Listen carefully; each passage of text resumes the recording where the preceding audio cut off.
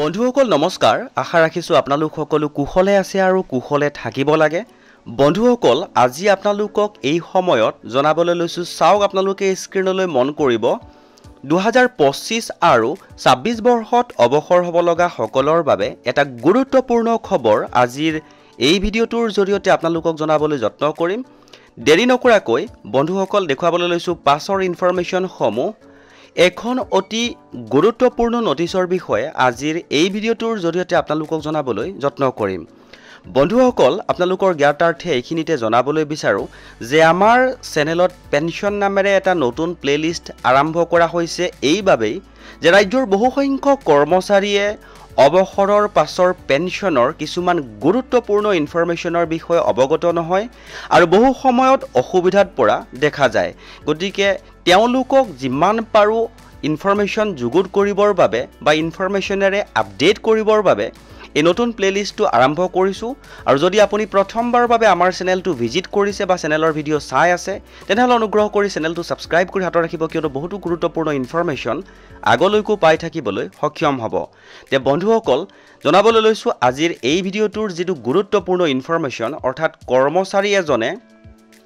নিজৰ প্ৰভিজনেল পেনশনৰ বাবে কি গুৰুত্বপূৰ্ণ ডকুমেন্টস তেওঁ ৰেডি কৰিব লাগিব অৰ্থাৎ এখন সৰকাৰী যি নোটিছ প্ৰকাশ হৈছিল সেই নোটিছখনৰ ভিতৰত এই ইনফৰমেশনখিনি ইনপুট কৰা আছিল প্ৰভিজনেল পেনশনৰ বাবে কৰ্মচাৰীজনে কেনেদৰে নিজৰ কি ডকুমেন্টস ৰেডি কৰিব লাগিব জনাবলৈ লৈছো চাওক পেনশন বা ডিসিআৰজি লাভ নকৰাৰ বাবে অৱসৰপ্ৰাপ্ত কৰ্মচাৰীৰ অসুবিধা নোহোৱা কৰাৰ উদ্দেশ্যে যদি পেনশন নথি প্ৰক্ৰিয়া আৰু পেনশনৰ চূড়ান্ত স্বীকৃতি প্ৰদানত বিলম্ব হয় বা সম্ভাৱনা থাকে তেন্তে হেড অফিসে অস্থায়ী পেনশন আৰু ডিসিআৰজি মঞ্জুৰিৰ বাবে অধিকৃত কৰিব পাৰে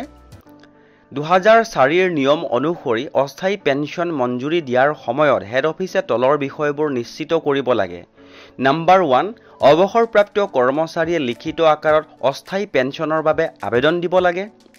2 নম্বৰ জন্মৰ তাৰিখ 3 নম্বৰ যোগদানৰ তাৰিখ 4 নম্বৰ অৱসৰৰ তাৰিখ 5 নম্বৰ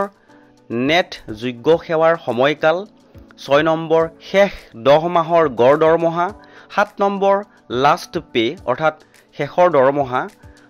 8 নম্বৰ ডিয়াৰনেছ এলাউন্সৰ হাৰ আৰু 9 নম্বৰ সৰকাৰী বকেয়া ৰখা ধন যদি থাকে অৰ্থাৎ বকেয়া যদি পাবলৈ আছে ওপৰৰ সকলো দিশ পৰ্যাপ্ত পৰিমাণে পৰীক্ষা কৰি